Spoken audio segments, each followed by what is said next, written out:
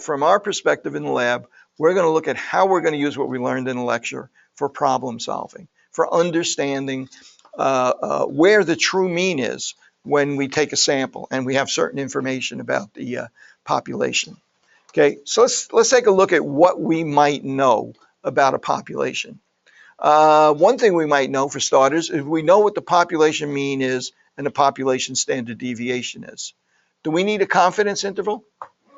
No, we don't need it because we know what the mean is. What use is a confidence interval? We don't need it at all. Confidence interval is only for situations where we don't know what the mean is, and we want to inform ourselves about how accurate we might be with our prediction of what the population mean is. So if we know the mean and the standard deviation, we know the population. We don't know anything. We don't need to go any further than that. Okay, so one situation that we might have is that we take a sample, right, of size n, and we know the mean from that sample, and we also know the standard deviation, sigma, for the entire population.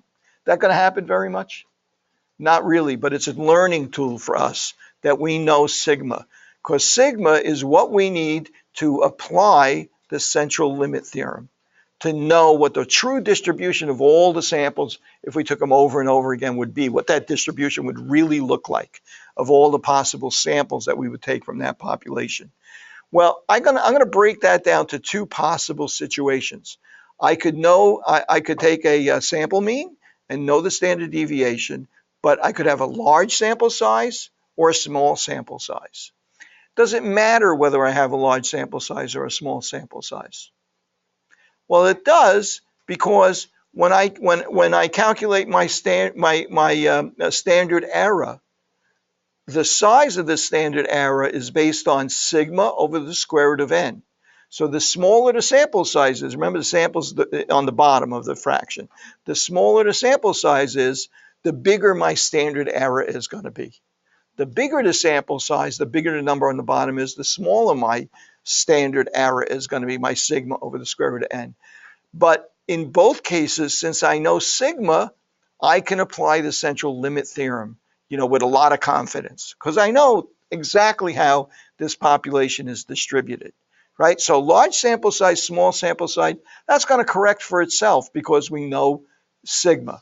Okay, what's the next possibility? Well, the next possibility is the boat that we're all going to be into. Anybody ever see that movie, Life? What was it, Lifeboat?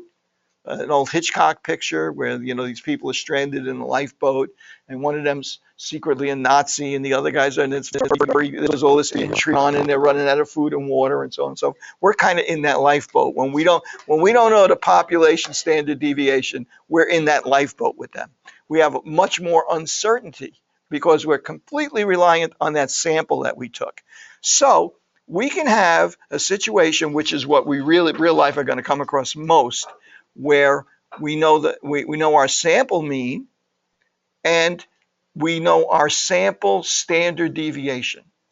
Well, we know, because we're experienced with sampling things now, that our sample mean probably approximates the population mean.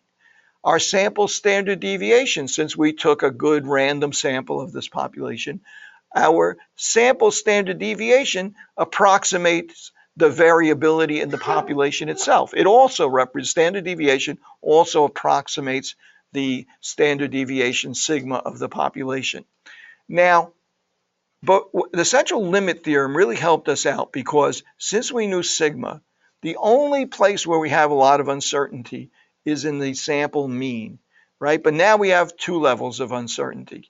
So we could have a situation where we have a large sample, right, big N, and we know the sample mean and sample standard deviation, but not the population standard deviation.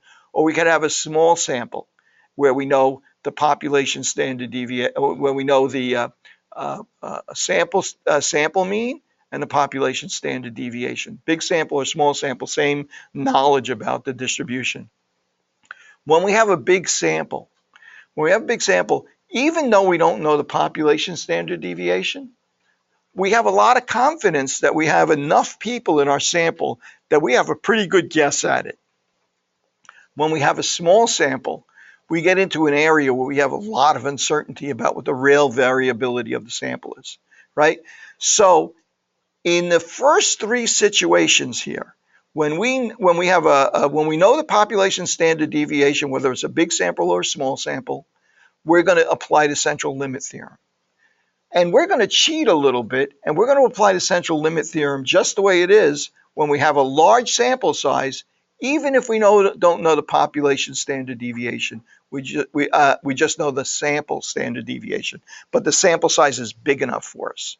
When we get to a small sample size, we're in a real shaky area here. We have to make accommodations for the fact that there's more uncertainty here. Now, when I say that we're going to cheat a little bit with large sample sizes, when you use software like SPSS, SPSS never cheats. SPSS always assumes you make an accommodation for the sample size, whether the sample size is 10, 100, 5,000, doesn't make any assumptions.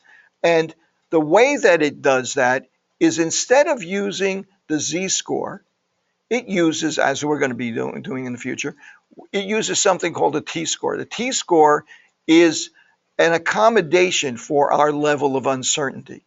Okay, it's based on the sample size. In fact, there's just like there is a distribution for the central limit theorem, that normal distribution that we use, that tells us that 95% of the sample results are going to be between 1.98 standard deviations below the mean and 1.98 standard deviations above the mean. Just like that, for a infinite sample size, when we know the population standard deviation we use that 1.98 to give us our 95% confidence interval, that range of standard deviation of z-scores. When we don't know the population standard deviation, well, we have a different distribution of possibilities for every sample size. There's one t-distribution for a sample size of 100, one for a sample size of 50, one for a sample size of 49, and so on and so forth. As you can imagine, now, and what happens is that t-distribution for each one of those sample sizes is flatter and wider because we have more uncertainty. The spread is wider. We can't be as certain that we're going to get 95% of our results within a certain area, so it gets spread out. The smaller the sample size, the more spread out it is. The larger the sample size, the narrower it is until you get a sample size that's infinite, and then it's the same exact distribution as the z distribution, our normal distribution. So our t-score is going to accommodate for that extra uncertainty. So we're going to start off with some examples where we just apply the z-score. We don't have to worry about it because I'm going to make up some stuff where it's kind of an artificial situation, but where we know the population standard deviations. I just noted down here, all these different possibilities. Then I also noted down there that that when we're dealing with the z-score, when we know the population standard deviation, or it's a very large sample, and we're willing to guess at it, for a 95% confidence interval, how do we calculate a confidence interval?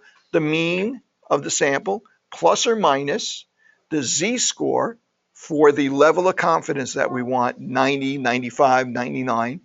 The z-score for that number of standard deviations for that level of confidence times the standard error, which is calculated from sigma over the square root of n.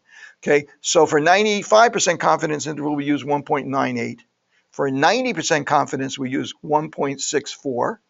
And for 99% confidence interval, we use 2.58.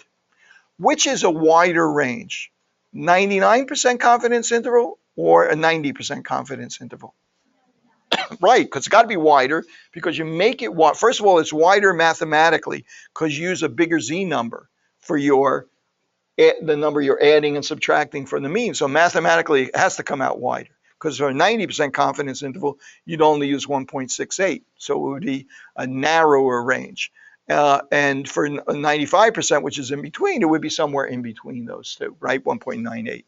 Okay, now intuitively that makes sense because If you want to be more confident that you captured a real mean from your sample mean, you make a wider interval. Now you're more confident that the true population mean is between the two. Yes. Why did you say 1.98 instead of 1.96? I'm sorry, 1.96. Did I write 1.98? You're absolutely right. It's 1.96. Good catch. Probably because I was looking at 2.58 at the same time. Okay, so now when we look at our t-score, right? One of the things you'll notice is that the t accommodates for an extra level of uncertainty. So the t is every situation, the t is always more than what the z would have been. Okay, so a 95% confidence interval, the lowest that t can be is 1.98. That's for an infinite sample size. And for 90%, it's at 1.64. And for 99, 2.58. But in real life, because depending on the sample size, it's going to be bigger than that. Now, we're not going to have a table like a z table for every sample size for t. And we don't need one because with t, we're really only interested in three values. What it is for a 95% confidence interval, what it is for a 99, what it is for a 95% confidence interval. So if you look on Blackboard and in your open source textbook or in Agresti, if you look at that, if you look at those, you're going to find that the t table looks something like this. Here's what the z table looks like. The z-table gives you specific areas under the curve, under a single curve, a single distribution that you need to predict what's the probability that you get an outcome, bigger or smaller than something. The z-table just summarizes that, right? And if I go all the way down to the bottom, down to infinity, you'll notice that, well, what does it do this for? It does it for a 95% confidence interval. Right tail probability is equal to 2.5%, 0.025. What does that mean? That means the right tail 2.5%, left tail 2.5%. So that's in between is 95%. So a right tail probability of 2.5%, since it's symmetrical, is the same thing as a 95% confidence interval. So the t-score for an infinite sample size is 1.96. It's the z-table, right? So since we're never going to do that, what we're doing instead is we're working with sample sizes, different sample sizes. And the sample size, rather than describe the sample size, most all t-tables show something called the degrees of freedom. Anybody know what the degrees of freedom is going to be equal to for a certain sample size? N minus one, sample size minus one. Okay, there we can talk about where that comes from and how we might look at it, but that's basically it. So for a sample size of 25, the t-score, the substitute for the z-score that we're going to use for a 95% confidence interval, that's this middle column or near middle column, is going to be for 24 degrees of freedom. It's going to be 2.064. Okay, for a sample size of 30, it's going to be 2.04. It's a little bit more than 1.98. And as the sample size gets bigger, it gets even closer and closer. A lot of statisticians, especially when they're initially examining their data, will say anything bigger than a sample size of 30, I'm going to say that that's a large sample. And for my initial analysis of my data, I'm just going to use 1.98. But anything smaller than 30, they're going to apply this t-test. What did I tell you SPSS does? SPSS is the most unforgiving statistician in the world, and it's got nothing to do but calculate this stuff. It always uses a t-test. If the sample size is 5,076, it's going to calculate a t-score, which might be 1.960034, right? It's going to find it ridiculously accurately, right? Because it has that capacity. It's not any harder for it to do it than for any sample size rather than all. So it's never going to give you a z-score. It's always going to give you a t-score. Okay, so let's apply this now. And in the beginning, we're going to apply just a z-score, right? And then we're going to examine the problem. We're going to make our decision about what we know and what we don't know. Okay, so there's two documents here that we might want to work with. One is something that's, let me find the name of it. Let's get rid of this thing. Don't need that. A confidence interval practice excel.doc. It's actually a Word document.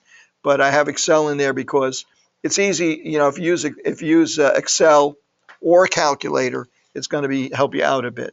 So I'm going to open up Excel because that's my calculator here. You guys online can still hear me and see me, and you've gotten some of this, I hope. Hello, hello. Okay, good, thanks. Okay, let's see, view, zoom. Let's go to 200%, so we got nice big boxes. Okay, I'm gonna move this over here, I'm gonna move this over here, so I can see. Okay, sample size of 100 has a mean of 160. Assuming that the population is normally distributed with a standard deviation of sigma equals 30. What do we know here? We know our sample mean, we know our population standard deviation, or we're going to apply Z or T. We're going to apply Z, right? Because we know the population standard deviation. Compute a 95% confidence interval for the mean of the population mu. Okay, so let's say a confidence interval. Okay, we got X bar, we got sigma. Okay, and let me see what I got here. Okay, so X bar is 160. Okay, what's N? N is 100. Okay, so let's calculate my standard error. What's my standard error equal to?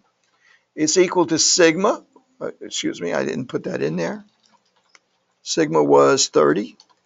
Okay, so my standard error is equal to sigma 30 divided by the square root of 100. Basically just dividing it by 10. So standard error is 3. Okay, so now I know my standard error, and what is my formula for my 95% confidence interval? It's X bar plus or minus, right, this range. The Z-score for whatever our confidence is. Sometimes you'll see people write it, and then in small numbers down at the bottom, they'll put 0.05 for 95 or something like 0.01 or something like that. Or they might actually put in there that's what kind of confidence interval it is. Plus or minus, in our case, 95%, 1.98, right, times the standard error. Okay, so let's work that out. First number is going to be equal to 160, right, minus 1.96. Boy, I'm really senior moments here. Times the standard error, which is equal to 3. I calculated that already, so I'll just click into that box. Okay, and what is that? It's 154.12. Okay, and for our upper limit, it's going to be the X bar, which is 160, plus 1.96 times the standard error, okay, which is 165.88. We're 95% confident. Oops, let me get in there and correct that there. We're 95% confident that our true mean lies between 154.12 and 165.88. Why am I so confident? I'm so confident because I know the population standard deviation. I know if the population is distributed this way, that this will work out for me. It's really going to be 95%. My level of uncertainty about the mean is going to be that it's going to be within this range. That's so much better than just knowing the mean. In other words, if I just took the mean and stopped there, I'd find the mean was 160, but I would have no idea what my level of certainty is. I wouldn't know if there's a good chance it could be 80, right? Since I only took one sample, I just don't know anything about it. But since I know the population standard deviation, it informs me about how the samples this size behave. Samples of size 100 behave. Okay, so look at the second part. If instead the population mean were known to be on what would be the probability of a single observation selected at random. This is nasty. I'm not going to skip that for now. I'm going to skip both parts of those. I'll come back to those later on. Okay, let's take a look at this next problem. After observing 36 randomly selected caseworkers, the supervisor noticed that the average number of cases carried by each worker in a week was 50. From previous long-term observations, it is known that the standard deviation for the entire department is 9 cases per week. Calculate a 95% confidence interval for the mean number of cases per worker per week for the entire department. Okay, so he sampled 36 workers and measured the number of cases that they covered. The average was 50. So in this case, our X bar is what? 50, right? That's how many cases each one of them did. And our N sample size is 36. They surveyed 36 workers. And our sigma is what? I lost it here. Sorry. 9 cases? 9. Okay, sigma is equal to 9. So we're asked for a 90% confidence interval. Okay, so the first thing I got to do is I got to calculate standard error. Oops. Okay, and our standard error is equal to, I'm going to put it over here this time, is equal to sigma divided by the square root of the sample size. Divided by 6, 1.5. Okay, so let's take a look at our 95% confidence interval. It's going to be equal to X bar plus or minus the z-score that I'm going to apply, and the z-score is going to depend on my level of confidence, times the standard error. Okay, now, only thing is here, we're asked several different confidence intervals. So I'm going to apply it first to a confidence interval of 95%. So what's that's going to be? That's got the lower range is going to be, the lower limit is going to be equal to 50 minus z-score, which is going to be 1.96, times the standard error, which is 1.5. And our upper limit is going to be for a 95% confidence interval. It's going to be X bar, which is 50, plus 1.96 times the standard error. So our 95% confidence interval is, and I'll put that over here, confidence interval 95%, is 46 to 53, basically. Okay, now let's calculate our 90% confidence interval. Now, you guys tell me, equals, the mean is equal to 50, right? Minus what? Opinions? What am I going to do now? Minus, this is for our 90% confidence interval, part B. 1 point, what am I putting there? 1.64. 1.64 times the standard error, right? Only difference here was what that affected our confidence interval was the width of the interval that we wanted, the level of confidence that we wanted. Now let's think about this. Since our confidence level, we're willing to have our confidence level be lower, our confidence interval is going to be smaller. So 1.96 times the same number is going to be a smaller number than 1.96, 1.64 rather. It's going to be a smaller number than 1.96. Okay, so that's going to be equal to 47.54, and the upper range is going to be 50 plus 1.64 times the standard error, which is 1.5, 52.46. So our range now is 47.5 to 52.5 rather than 47 to 53. Okay, how about 99% confidence interval? Is it going to be wider or narrower? It's going to be wider, right? Okay, so let's calculate it. Equals the mean minus, what am I going to use now for Z? 2.58. 2.58. Where'd that 2.58 come from? Let's examine that right now. That 2.58 came from our Z table. And if I look up 2.58 in my Z table, this is just the right side, the minus 2.58. 2.50, 1, 2, 3, 4, 5, 6, 7, 8. It's about 0.005, about half of 1%, right? So that means that this area to the left of negative 2.58 is half of a percent. And to the right of plus 2.58, since it's symmetrical, would be half a percent. So what percentage of the outcomes are between the two? 99% of them hence the 99% confidence interval. That's where the number 2.58 came from. Yes? Oh, okay, thanks. Wouldn't the standard error question number 1 be 3, not 30? Yes, it's 3. What did I do 30? Let me go. I'm going to go back and look at it when I close this table.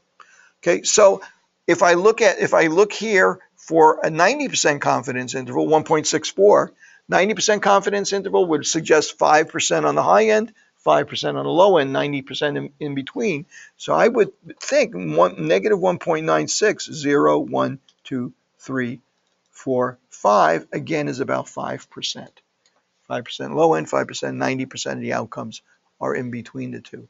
And 1.96 rather, would represent a quarter, 2.5% on the low end, 2.5% on the high end, and 95% of the outcomes in between. That's where those three numbers came from. If I asked you to calculate a 93.5% confidence interval, you could do it. You just have to look up what z-score to use. Nobody ever does it, but you could do it if you wanted to. Okay? So let's go back to our problem here. Let's see. Okay, so this is going to be 2.58 times, and I'm going to get to the question online. 2.58 times our standard error, and our standard error here, in this case, was 1.5. Okay, and it's going to be equal to our mean plus 2.58, because it's a 99% confidence interval, times our standard error, which is going to be 53. So this is the widest of the whole bunch of them. It's wider than the 95% confidence interval. It's wider than the 90% confidence interval. It's the 99% confidence interval. And it's widest because it has to be wider to increase our level of confidence of capturing the real mean, the real true population mean in there. Let me go back to the problem before. I think I did use, hang on a second here, B7 and B7. Yeah, Annie, I'm going to do it again here. I'm going to say, okay, in this problem, the mean is equal to 160, right, times 1.96 times the standard error. And I used 3, not 30 for the standard. See, I calculated the standard error, right? Oops, what did I just do? Up, plus, minus, rather, put it not, okay, 1.52. So I did use the 3 there. We calculated the 3 to begin with, so that I didn't have to do it within that formula. See, this cell here is B4, that's sigma 30 over the square root of the sample size, which was 100. Okay, oh, good. All right, so we have some tools to work with this now. So now let's go on to the next one. See what that one looks like. Suppose we would like to estimate the amount of money, mu, spent on books. See, we're always after mu. We don't care. X bar is what is our tool, right? X bar is what we calculate, but we really want to know is mu, right? That's what we're really after, the true population mean. True population mean of how much cholesterol Americans eat versus Frenchmen, what the mu is for Frenchmen versus what the mu cholesterol level of Americans are. We want to know that, but we can't afford practically to actually calculate or get the data that we need to actually know what mu is. So we need a substitute. We need to calculate X bar and understand how accurately we know, how accurately it estimates the true population mean. Suppose we would like to estimate the mean amount of money, mu, spent on books by Hunter students in the semester. We have the following data from 100 randomly selected Hunter students. This is a little bit of an underestimate, right? The mean amount spent was X bar is $249. That could be one textbook nowadays, right? So that's a little bit out of date. The standard deviation is $30. Not much variability in there. Now that's the standard deviation of what? The sample, right? So smaller. This is an S, not a sigma. So we don't know the population standard deviation, do we? Assume that the $30 is, oh, hang on a second, I just changed something here. Let me see what the next one looks like. Okay, well, I'm going to do this one two ways. Assume that $30 is a good approximation of the standard deviation in the amount spent on books across all students. And in fact, I might have done that anyway. Are you saying that you're saying to assume that S equals sigma? Yes. So then you'd use z-score? I'm using the z-score. Now, why am I using the z-score in this particular problem? What did I tell you about sample sizes? I mentioned on sample size, you get a big sample size, like 100. A lot of statisticians, rather than going to the t-score when they do their initial evaluations of the data, they'll just use z because the sample size is so big. Let me look up the difference between the z-score for a 95% confidence interval and the z-score for a sample size of 100. The z-score is what for a 95% confidence interval? 1.96. Let's see what it is for the t-score.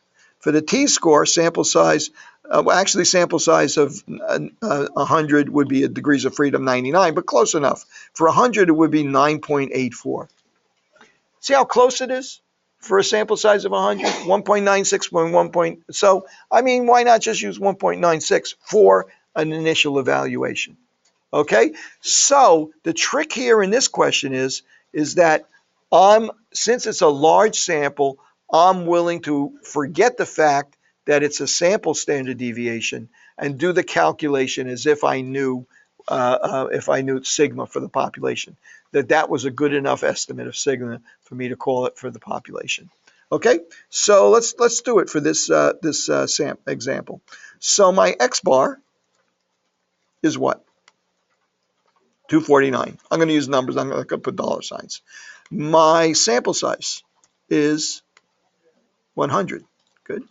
And my standard deviation, my sigma, right? I'll just put S, but we know I'm going to use it the same way. Is how much? 30? Okay. So now let's calculate our standard error. Our standard error is going to be equal to 30 over the square root of the sample size, 100. Yes, what did I do wrong there? Which is 3, right? 10 into 30, basically. Okay, so now let's do our 95% confidence interval. So our 95% confidence interval is going to be equal to 249, right? Minus 1.96. Right now, really that should be what number? If I wanted to be more accurate. 1.98, right? If the T, right, the T for 95. But we're not doing that. We're doing it this way, right? Because it's so close. Times the standard error. Okay, and my 95% confidence, upper limit, my 95% confidence interval is 249 plus 1.96 times my standard error, which is 3. Okay, so my 95% confidence interval is 243 to 254. Now, again, if I were to repeat this for 90%, what's the difference? It's going to be equal to x bar minus what for a 90% confidence interval? 1.64, right? Times 3. And it's going to be equal to my mean plus, again, 1.64 times my standard error. That's my 95% confidence interval. And finally, for my 99% confidence interval, it's going to be equal to 249 minus 1, what is it? 2.58 times 3 and equal to 249 plus 2.58 times my standard error. 99, 95, 90, and 99% confidence intervals. I'm going to change this problem right now. I'm going to say my sample size is 25. What do we say about a small sample size and we don't know the population standard deviation? I can't assume 1.96 anymore. I have to make a correction for the amount for the fact that I don't know the standard deviation of the population as adequately as I would like to use the z-score, right? That small sample size now gave me a second level of uncertainty, not just the mean, but now also the standard deviation. So I'm going to do the same problem now, except I'm going to use the t-score. What is the t-score that I would use for this example? What's the only thing that's changed here in this problem? Sample size. So we're going to go to a t-table. And the thing that's going to change for that t-score is still 95% confidence interval, but our degrees of freedom, our sample size is 25, our degrees of freedom is 24.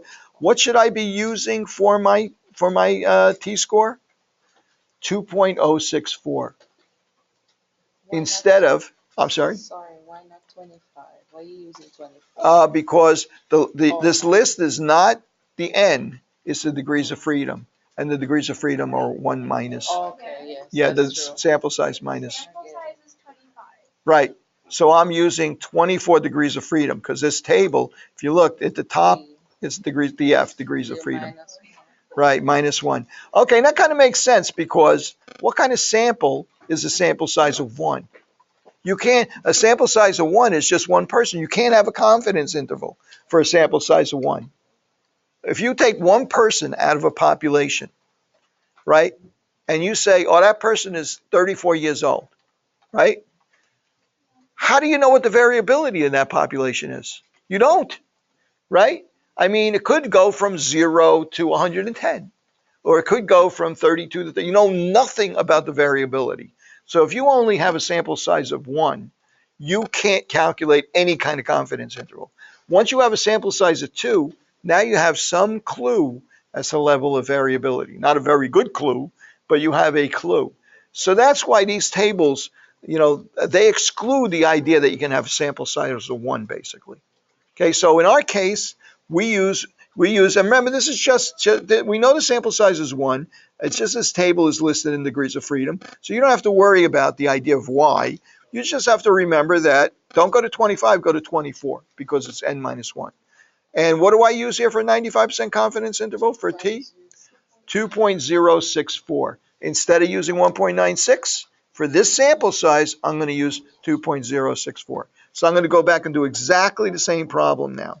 Equals, okay, is going to be equal to the mean, right, minus, not the z-score now, the t-score, which is 2.064 times the standard error. And now on the other end, on the high end, it's going to be equal to 249 plus 2.064 times the standard error. Wait, so, Yes. we have covered this already. I'm sorry, say it again. We may have covered this already, but in the T table, when it says right tail probability and then it says T Yeah. point Okay. what is that? Okay. A 95% confidence interval. When you're looking at a 95% confidence interval, you're looking at, for repeated samples, you're looking at 95% of the possible outcomes for the mean from a given population.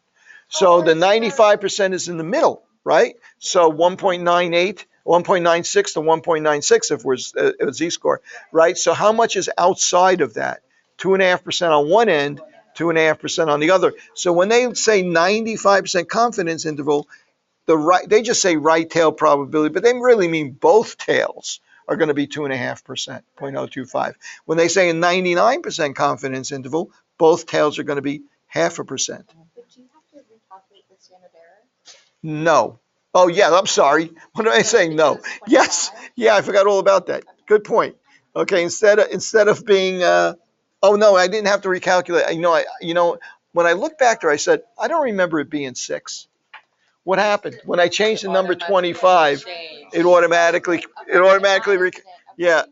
You shook me there for a second. I don't remember. You're right. I didn't remember doing it, but Excel did it for me, right? Because I had clicked into that space where the 25 is. Remember that used to be 3 because we divided 30 by 100. Okay, so let's do it for what confidence interval we want? For a 90% confidence interval. Well, this is going to be interesting. Equals 2.49 minus What's the t-score I need now? I got to go back to that table again. Now, for a sample size of 25, which is 24 degrees of freedom, I need a 90% confidence interval, half on either side. So for 24, it's not going to be 1.64, it's going to be 1.711. Okay, is equal to 1.711 times the standard error, which is 238. Okay, equals, and the upper end is going to be 249 plus, what's the t-score again? 1.711. 1.71. Everybody see why it's 1.711 from that table? Times 6, and that's our upper range. Okay, so now let's do it for a 99% confidence interval. It's going to be equal to 249 minus, and what is it going to be for a 99% confidence interval? Let's see, we got to go from down here. See, we skipped 98, 99. 24 is going to be, instead of 2.58, it's going to be 2.797. 2.797 times the standard error. And for 99% confidence, the upper limit is going to be 249 plus 2 point, what was it again? Anybody remember? 2.797, I think.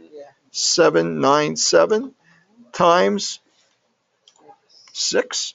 Okay, now notice that all of the ranges, when we had to use the t-score, the confidence intervals are wider. For the 95% confidence interval, for the 99% confidence interval, for the 90, they were all wider because the t-score is always bigger than the z-score, right? Okay, so how are we doing on time? We're doing pretty good on time. Okay, I want to go over, there are more problems here, but this is how we're going to apply this. And one of the reasons we're so interested in this is, let's say that I told you that in France, we know that the average cholesterol is 180.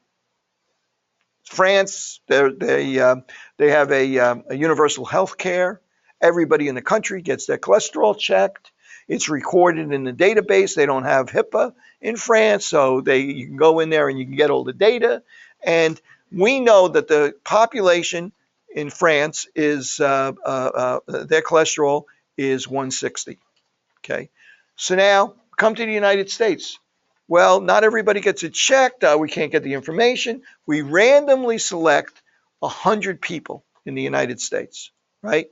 And we find that the average for those 100 people is 170. And we find that the standard deviation for those 100 people is, let's say, let me think for a second here, 10 is 50. Standard deviation is 50. What's the standard error for a sample size of 100? Standard deviation is 50. It's 50 divided by the square root of 110. It's 5, right? Okay, so now what's our confidence interval for those people? Let's say the United States, it turned out to be 175. It was the mean for those 100 people, randomly selected 100 people. What's the confidence interval for those true population mean cholesterol for Americans? 175 plus or minus 1.96 is a big sample, 1.96 times the standard error, right? I'm going to say roughly 2, right, times the standard error. Standard error is 5. 2 times 5 is 10.